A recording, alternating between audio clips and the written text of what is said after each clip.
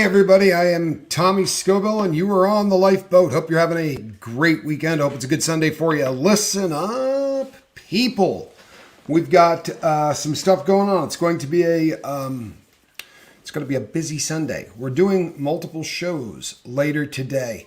And I get an email about every single time I do a show with Russ that says, you don't ever tell anybody that you're going to do a show with Russ.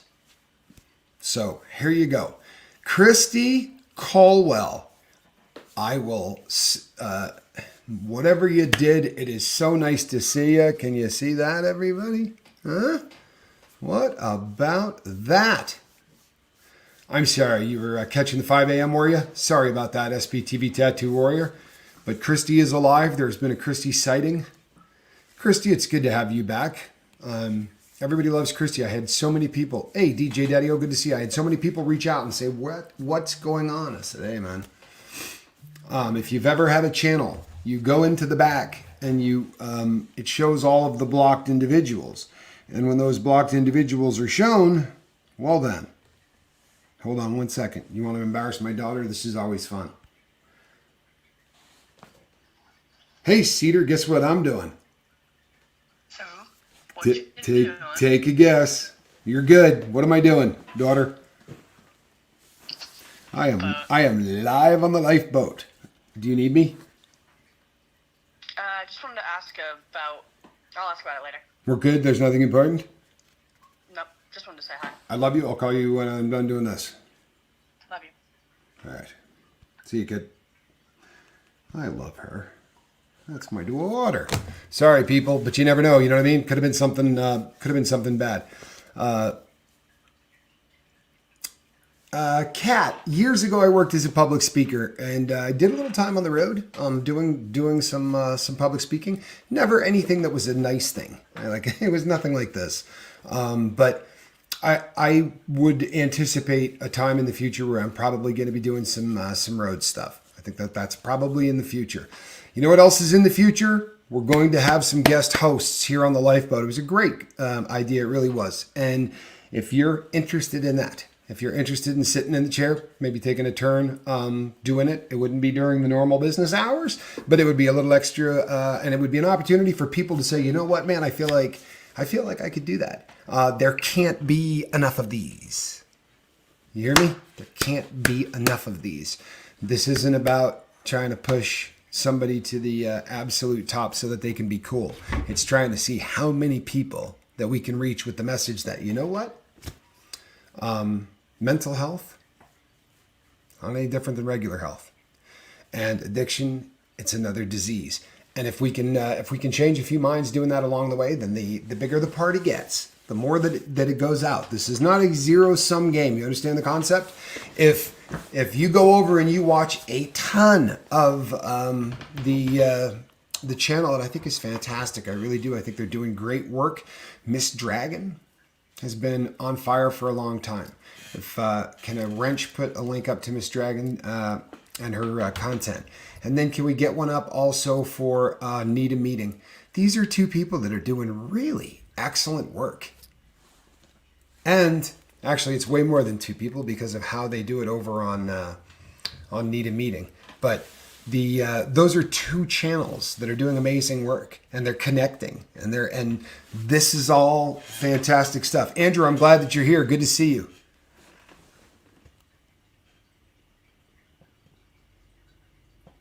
Wow, thank you. I appreciate that. That's my son, Spanx Calhoun. This is a family affair. Your sister just interrupted the live feed with a video call. Good to see you. Glad that my son is here. So tonight, after the night show, we're going to be doing Night Yard. Russ and I are going to be doing a Night Yard show tonight. After the lifeboat, it's going to be a question and answer. The show before that, we didn't finish up this morning.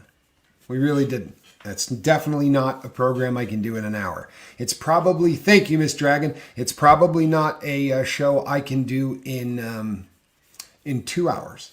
So we're going to be talking about mental health again tonight. It is really it is the, that's not a important subject. It's the important subject. It is the most important subject. And I want to tell you something, man. I'm not kidding. I got tingles up and down my spine after I did this morning's show. Watching people go into the comment section and put their diagnosis up, like I had shoulder surgery, I had ACL surgery, right? Like they would put up anything else. And I want to tell you something, man. That's beautiful. That really is. That's beautiful. A lot of those people are medicated and happy and life is perfect. And you know what? They don't have to tell a soul and no one's ever going to know, right? Because when mental health is worked out correctly, and it can be, takes some time, takes some effort. You got to work with a team. But when your mental health gets sorted out, right? No one will ever know. But for those people to come here and say, hey, this is my diagnosis and I'm not at all ashamed of it. I got treated like I would for, coronary artery disease, or the fact that I don't process sugar like the next person. Here's my diagnosis. Proud of all of you that are getting treatment. How freaking cool is that? People, it wasn't that long ago when we were just throwing people with mental illness into boxes and while they screamed. And I'll tell you what, it's still happening, but it happens in prison. I've seen some horrific things with people in prison who are just so mental ill that you just, and they try in there. They really do. The one area of the Bureau of Prisons that I will give credit to is the mental health departments. Tend to be, in my estimation, that was the department where I found people that cared. However, I was also storming in the front door all the time asking for help. I wasn't waiting to see if they were going to come check on me. And that's what a lot of inmates do. I was down there beating on the door going, you know what? I'm not leaving the same way I came in. So if there's some free crap I can get done down here with you people, then let's line them up. Let's get every counselor we can. That was my philosophy. I knew I needed a lot of help. I took 46 years to screw myself up. And I didn't have but about, 6 more years left or 7 more years left before I was going to get out. And I was terrified because if I went back, it was going to be all over. You know what? It's a great comment. Kirsten, I love that. I love that. I love that. I love that. These comments are fantastic. Look at this. I'm not an addict, nor do I have a diagnosis, but I'm here to learn and support. Right? This is how. I swear to you people, I kid you not. When this thing was conceptualized, when the internet was being hijacked, right? Because it was originally, as very often is the case, it was not an application that was designed for what it's being used for now. But when the exchange of information started and the visionaries saw what the internet could be, they talked about a place where everybody would get pulled together and you could see that the world was really all the same no matter where we are, right? ZW, so good to see you and thank you so much. Hey, squirrel, look at that. The cat makes an appearance. My eldest is on the spectrum. And I could see his outbursts and meltdowns in the old footage from Penhurst. Heartbreaking. And it wasn't the only case by far. I'm so sorry, Kathy. I am really, really sorry. It's tough. And it's... Let's just use this, people. I don't want to...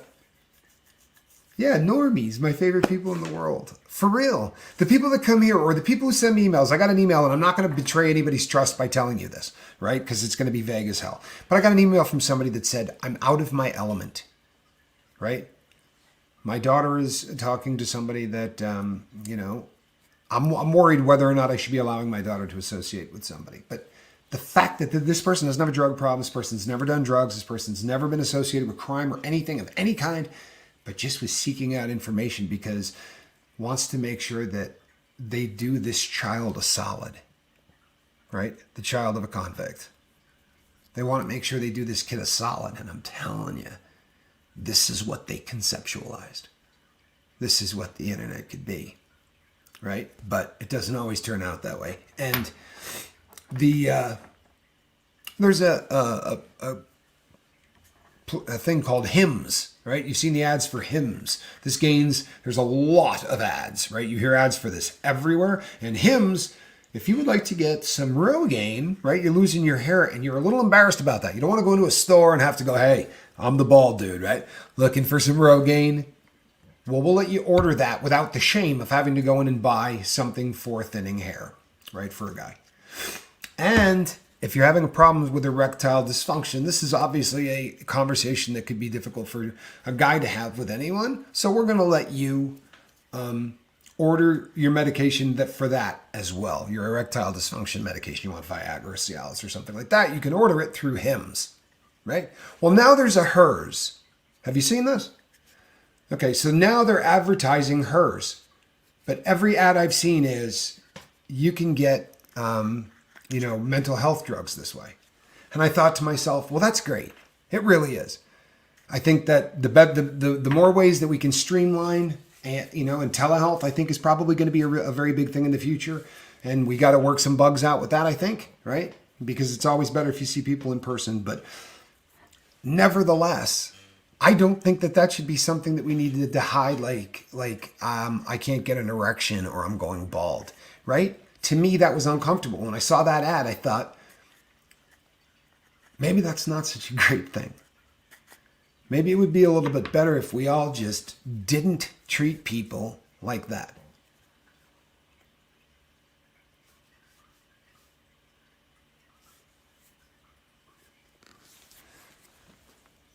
Well, the answer on this one is this is a good question. My drug of choice is nicotine, and I know I need to stop. My father passed away with emphysema. Why do we watch and go outside to light up? And this is obviously a serious question. The truth of the matter is pretty simple. Here's what happens with nicotine. The dopamine level in your body, we get dopamine dripped into us at all time. We're never without dopamine. It's not like we got to go get dopamine hits. However, certain things will raise the dopamine level in the body, right? And normally, like novel things you've done you're doing for the very first time, give you a lot of dopamine, which is why as kids, our memories are really ingrained because we got so much dopamine because everything we were doing for the first time, right? But then as you get older, you're not getting as much dopamine because everything you're doing, you've done 100 times, right? So there's not that much that's novel going on. However, nicotine will double your normal dopamine level. Dopamine times 2. Well, that's convenient as hell, isn't it? I mean, honestly, it is a very, very convenient thing to double your dopamine level because it will make you feel better and nothing will deliver it to you quicker than the lungs, right? So that's the fastest delivery system for a drug. So you're putting a drug into your lungs that will double your dopamine and it will do it like this. Well, of course it's going to be hot. It's hard to stop that. It's going to be damn near impossible to stop that. For a lot of people, this is a more difficult addiction than heroin. Once again, because of how easy the delivery system is, right? Gets into your lungs and that first drag, right? There you go. Oh, right? The calm. Now, here's the deal. I'm about harm reduction, right? This is new to me. This is not something that I believed in, but I am all about harm reduction. So if nicotine is really difficult for you to quit, maybe stop lighting stuff on fire to get the nicotine into your body, right? That would be harm reduction. If you say, nicotine is so hard, I don't know that I can quit it. Okay.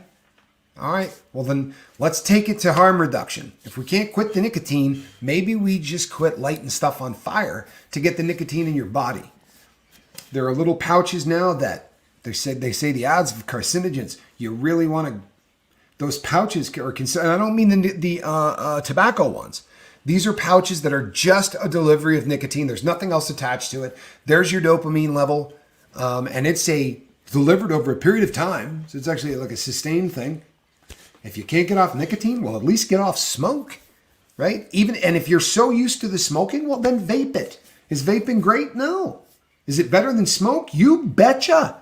And people say, well, they haven't studied that. What they've studied is this. When you light stuff on fire and breathe hot things into your lungs, you're better off with whatever the alternative is, right? Tar, nicotine, they've studied the crap out of that. There are the number of carcinogens in that But you're better off not smoking anything or vaping anything or breathing anything into your lungs. Your lungs are pretty precious. The longer you leave them that way, the better. Lifelong smoker, stop lighting stuff on fire to get the nicotine. Probably the best advice I've gotten in 10 years. Thanks, Captain. Well, you know what?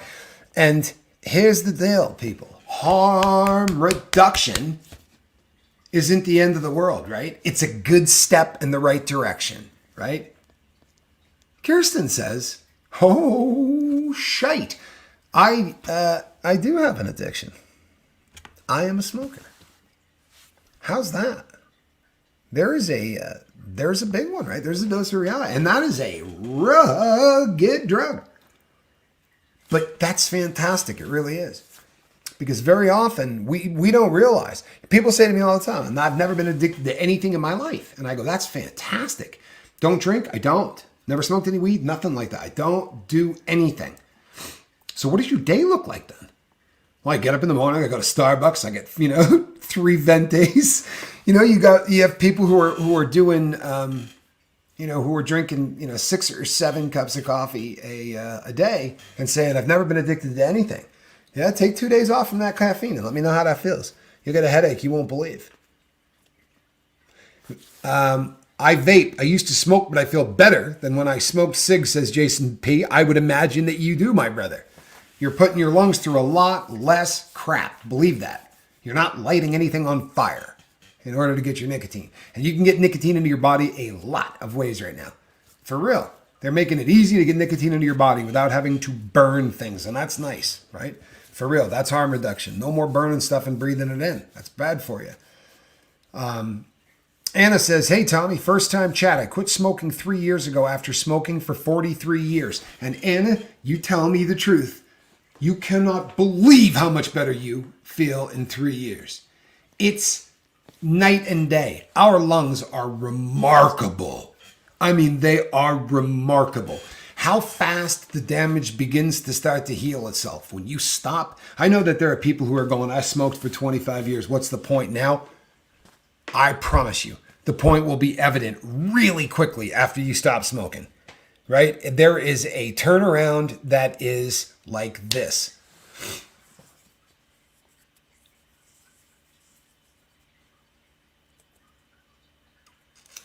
Amanda, if I may, it sounds to me, Amanda, like it isn't 100% about the nicotine, and it never is.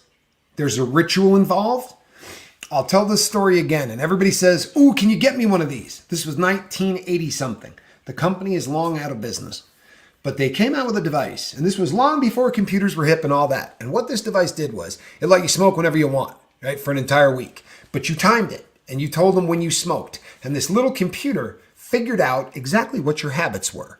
And then for the first 3 days, you're allowed to smoke the same number of cigarettes, but it tells you when you're going to smoke. You can't smoke them when you want. You smoke them when the machine tells you to. And it starts doing things like not letting you smoke after dinner or lunch, right? Or having you smoke right before it. And it starts to break things up. And you start to realize that a lot of this is habitual. A lot of this is the routine. Watch guys pack cigarettes, man. Cigarettes haven't needed to be packed since the 1930s. The machine doing a pretty good job, right? But that's just part of the routine, isn't it? It's all part of that same thing, right? It's the ritual. Snap, right? Pop, take one out. Some people, get that lucky cigarette, turn it upside down. Never understood that one, but there are people that do it, right? These are rituals. It's no different than taking a spoon, putting drugs in it, lighting it on fire. I know it may sound different, but it's not. The rituals of what we do. So if that is the case, look into vaping. You're going to deliver the nicotine in a way that does not light stuff on fire. And you can get a nicotine delivery system that looks exactly like a cigarette so that it'll be very comfortable and very similar, right? And you don't have to have a flavor that tastes like mango or whatever. They make them, there were shops when I lived in Nevada where you could go in and say, I'd like something that tastes like a Camel Light. And they'd be like, don't trip, I'll be right back. They'll knock off your cigarette. You just won't have to set things on fire, right? Your clothes won't smell. That's a biggie, isn't it? Your clothes won't smell. Your hair won't smell. Have you ever noticed that vaping doesn't seem to make anything stink? That's a plus. That's a plus. A lot of ways to get nicotine into you. Maybe a little harm reduction. Try some of the other ones.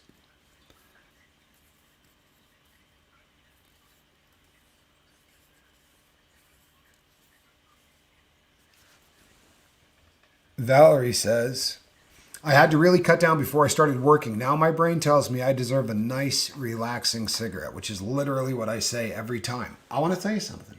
If you were smoking 2 packs of cigarettes a day at your house, and now because of work, you're smoking 7 cigarettes a day, do you know what we call that? That's harm reduction. If you're a person that cannot get off of cigarettes, like you cannot transition, you say, Tommy, there's no hope for that. I'm going to do this until the day that I die. There's a guy on the lifeboat. He's not here every day, but we have a guy on the lifeboat. I know him personally, and he smokes cigarettes, and he has for about 20 years. But I bet there's never been a day in the time that I've known him, including a time where we had to go to court for a friend of ours, a mutual friend, and it was a stressful day. But I don't think he smokes 4 in one day in the entire time I've known him. He said he was a 2-pack-a-day smoker, and there are days he says, I do not smoke. There are days he doesn't smoke. Amanda says, I am a smoker, and I can't stand the smell of it. Well, I will tell you something. Vaping does not smell, right? I like this. Anna Brown says, Wendy, it took me about 6 months to quit. It took me right in the ballpark of 3 decades to quit. Sushi Full says, Ed over here, it's all about harm reduction. Anything, look, if you can't quit, there are other channels that will tell you to leave. Just like there are meetings on the street where if you're getting high, they'll say, come back here when you're sober. I'm sorry, what? Don't come to the cancer ward. You have cancer, right? That's just plain stupid. I'm sorry, it is. It's stupid. So if you're here and you're getting high, stick around. Respect the people here who are trying to get sober because that's what this is about. But stick around. We have stories of so many people who will tell you that, you know what? I was here for a year drinking every day. And then I heard something, right? And that's something, it probably wasn't me in all honesty. It was probably some banter between people in the comment section. There's an amazing amount of knowledge that gets passed back and forth, right? This is a tapestry of so many people that have survived so much in their lives who all are still trying to pull forward, right? Keep a smile on their face and say, I'm not ashamed of who I am. I'm not ashamed of the way I'm built, right? And I have no reason to be.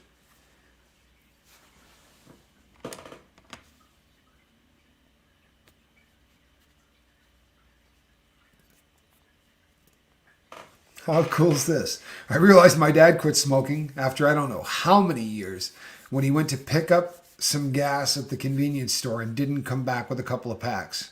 He took up cycling. How cool is that? How cool is that? Well, that, I'm sorry, is just a better habit. Debbie says, I'm going to get a vape tomorrow, guaranteed.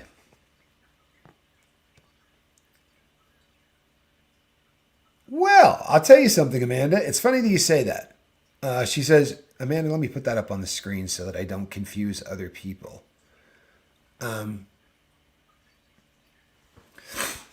Amanda says, I'm just not a big fan of heating up oil or ingesting it into my lungs because it has to be heated up to make smoke, right? Okay, well, yes and no, because you're not breathing in smoke. What you're breathing in is vapor.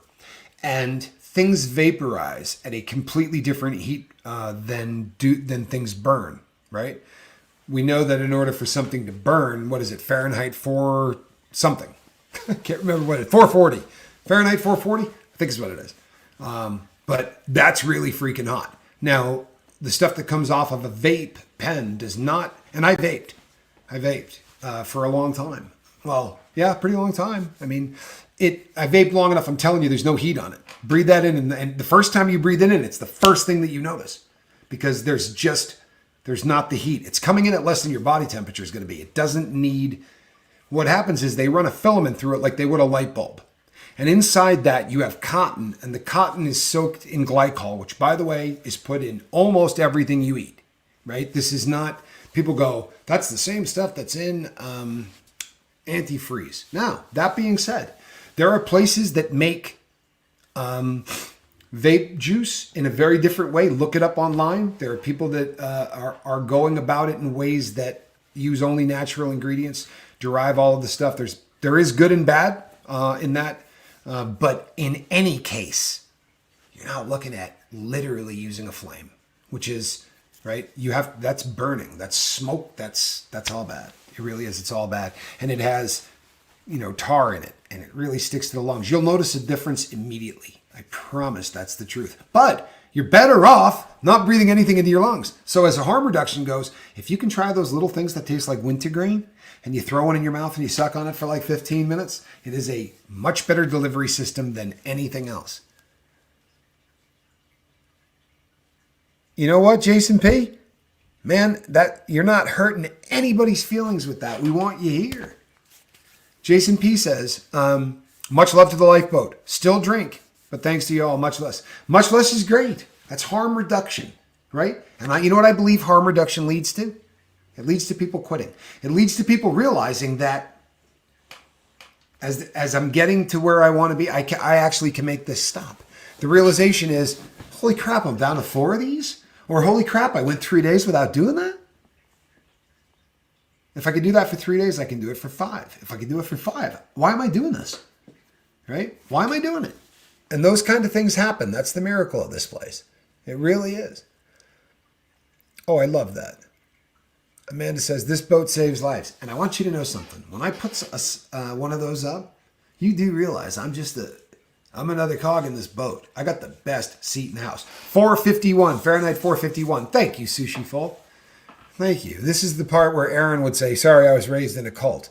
You know what? I really did get a pretty decent education before I went to the joint. So I can't even say I was, I got no excuse. I smoked too much pot. Years ago, I smoked way too much pot. I did in high school. I did a lot of that. You know what, Amanda? Let me tell you something. This is painful, right? This is really, really painful. But I come across this daily in what I do here on the lifeboat. And, you would say, logic would say, if I lost my father to drugs, that I would never do drugs. Or if I lost my mother and my father to drugs, of course I would never do drugs, right? Let me tell you what happens almost every time. As kids come of age, they go, what was so fantastic that you were willing to risk being my dad to feel that way? Because it's got to be amazing. It has to be the best thing in the world because this man traded a relationship with me for this stuff. I got to know what that feels like. That sounds crazy, right? This happens. And it's even worse when someone loses a mother and a father to overdose, which is happening every day now in this country. I know a case of it personally where a child lost a mother and a father. And how guarded you got to be with that child, because that child is going to wonder for the rest of its time on the planet, what was so great about that stuff that both of you left me for? It's terrible. It really is. It's not something that's even pleasant to talk about, but it's a reality.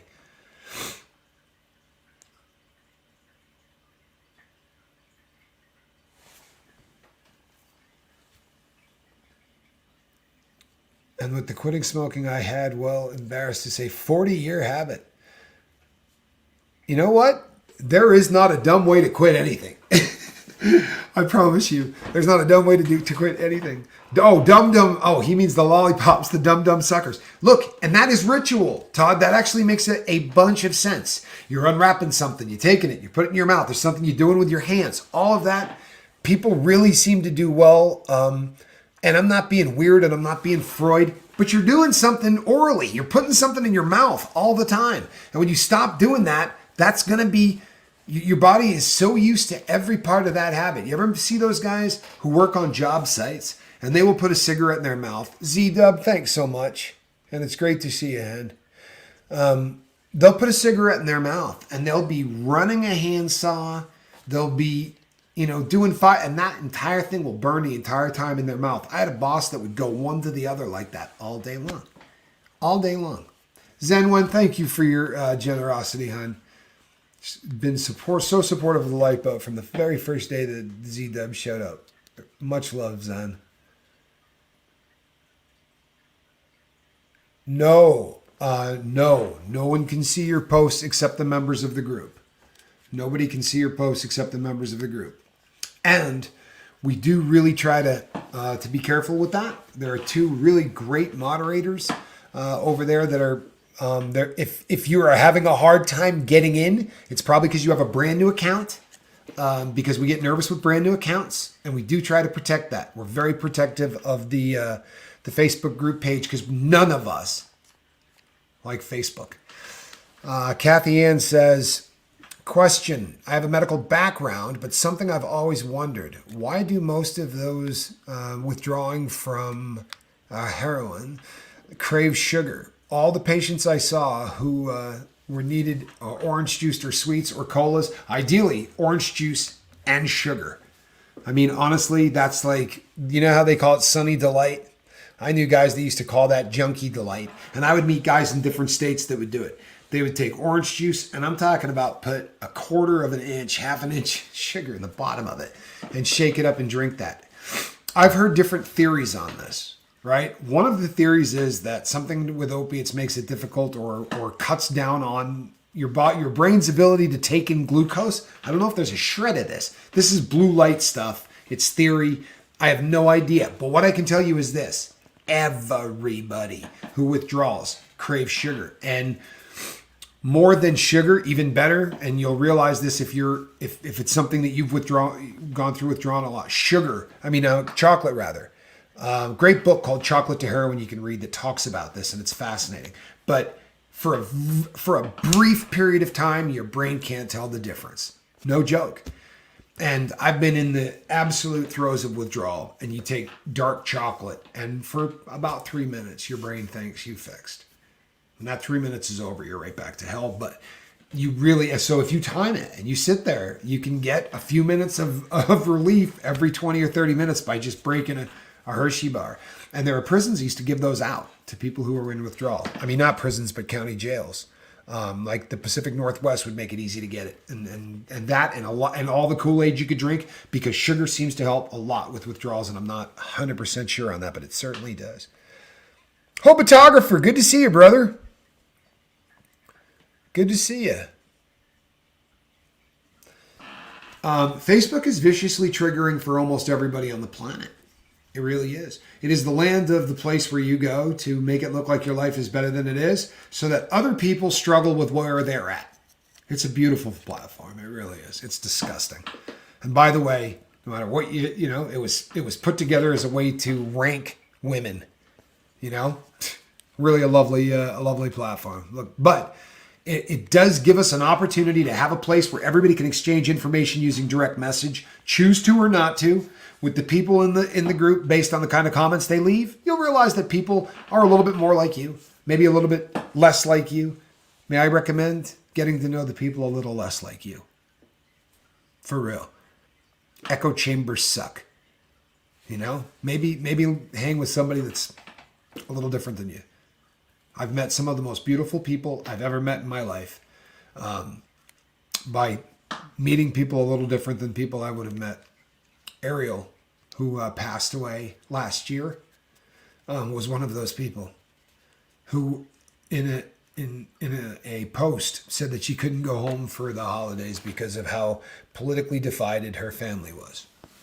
And I said, I can't go home for the holidays because of where I'm stuck. I was in a halfway house. I said, so if you want to get together when you're eating turkey, I will happily adopt you as a sister. We were two people that were as far apart in every belief that you could have on this planet, and it didn't mean a lick. We could talk about it without ever raising the voice at each other. She was one of the most beautiful people I ever met. And sadly, cancer took her. But she died sober, which was a beautiful thing. Vape, thank you so much, man. And that is Swiss Vape saying, I don't care. Swiss Vape doesn't care where he puts that. God bless you, brother. And he says, I'm on the Facebook page. Thank you, Vape. All right, people. We're going to be doing the normal show. I came on really to make that announcement and to tell you that I had said on an earlier show, and it got a bunch of people scared. I said, we're bringing in a lot of young blood, younger people, and they said, hey, you know what? We kind of like the vibe of the older feel. I'm bringing in younger people to make all of this computer stuff automated so I can do stuff like pull up a picture like normal people do and say, check this out.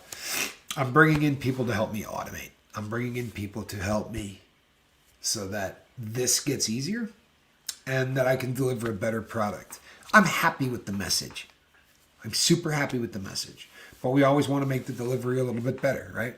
The more serious we get taken by all parties involved, the more people come over here. And the more people that come over here, the more we're better off. Thank you, Mindy, not just from helping those people, right? When everybody talks about how great the boat is, it's all of the people here. And every time somebody new comes in and shares something and comes in and says, you know what, today's the day I'm hurting. When one person does not suffer in silence, every one of us here gets better. And we are our brother's keeper. We are our sister's keeper for the holiday seasons. It should be forever, but give me until January 2nd. And if you hear somebody, if somebody writes a comment that looks bummed out, you guys ought to be tripping over one another to say, you doing all right? I mean, tripping over one another. That person should get inundated, right? They should have to say, hey, back off, right? Enough of you have asked me. I'm doing okay. But people should know that when they come here and say I'm hurting, or if they leave a comment in the comment section that says I'm hurting, don't pass by that. Don't pass by that. I got a lot going on, right? I may not see it. Don't pass by that. It's not hard to just comb through comment sections and see how people are doing, right? Take 5 minutes a day to do that, right? Might leave the earth a better place than you found it by accident. By accident. You never know what, when you say something that's going to turn somebody's day around, turn somebody's life around. Tommy Bird, you all right, brother?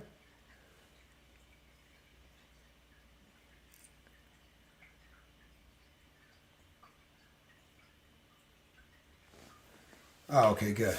Good. Melanie says, my voice is calming. I sound like I gargle with glass. If my voice is calming, instead of an old UK Antiques Roadshow, oh, I love it. I won't lie to you, I like Antiques Roadshow. But if my voice is more calming than that, fantastic. I've been saying I've been putting people to sleep for years. So I will be back for the normal time, right? Normal show. And then right after that one, I mean, we're going to take 5 minutes to put up a different thumbnail. And Russ and I are going to be doing a night yard. And you sure can.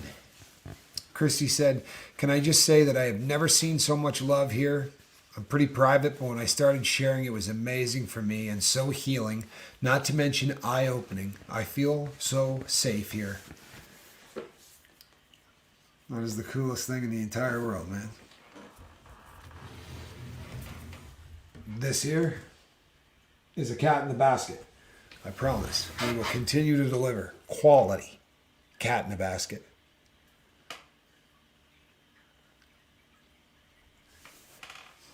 The key to this, because Sarah nailed it, checking in with somebody for 10 minutes, even if it's a complete stranger, can save their lives. And it can save yours. Right? We've had an accidental life saving on the lifeboat. We did a show about it, where somebody that just happened to be a crew member on the lifeboat reached out to me and said, I think I took something that's going to kill me. What am I going to do?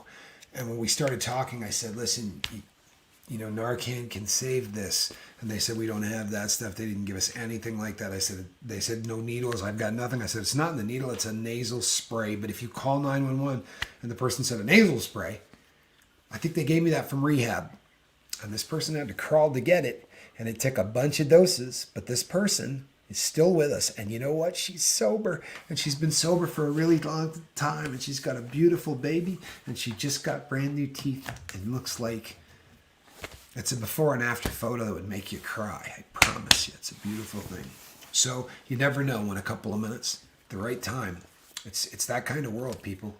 Right? It really is. It's that kind of world. So from now until January the 2nd, at a minimum, we are going to be our brother's keepers and our sister's keepers, right? Big family. Biz, good to see you, man. Love y'all.